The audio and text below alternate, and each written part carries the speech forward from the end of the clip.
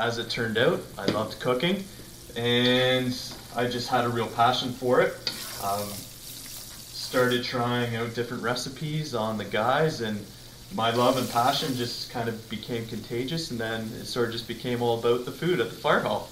After that, I entered a few kind of amateur cooking competitions and won, and everybody just kind of got really excited about the new menus and everything. So it was just a love for food on my part, and then the guys' love of eating on their part just made for a really nice combination.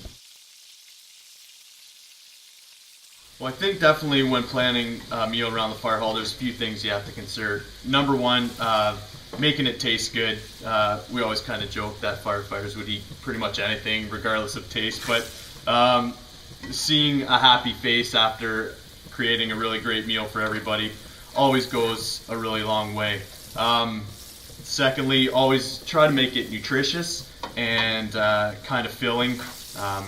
We do have a pretty demanding job at times, and it's pretty important to keep everybody fueled and ready to go. So we know a lot more about nutrition these days than we ever have before, so just trying to keep a meal covering all sort of food groups, lots of vegetables, lots of good proteins and complex carbohydrates for everybody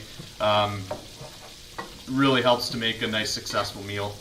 And also we can all kind of agree that firefighters are thrifty, so trying to manage meals where we can keep cost kind of around $5–7 a meal. It's not that tough to do. Everybody works together.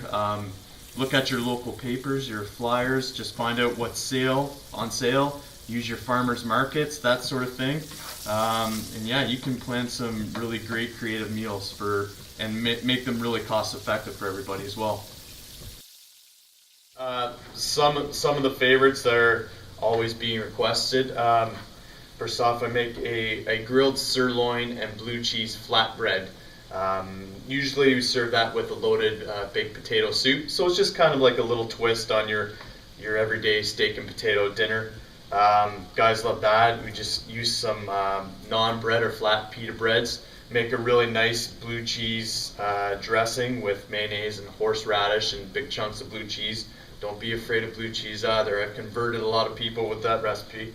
And just get some really nice sirloin steaks and then slice it up thinly with a little caramelized onion and arugula on top, and then a loaded baked potato soup. So if you can think of whatever you would have in a loaded baked potato skin at your favorite restaurant, that's pretty much what's in the soup. So some bacon, and then make like a nice potato soup, little cheddar cheese and some sour cream and green onions. The firefighters really seem to enjoy that meal. On weekends, we always really love a great bunch, so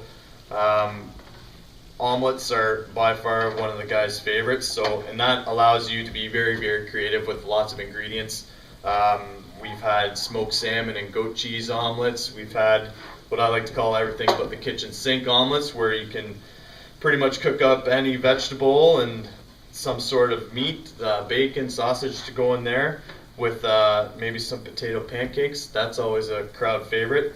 And just to switch it up every once in a while, we like to kind of experiment with some different ingredients. The guys really seem to like my Creole shrimp.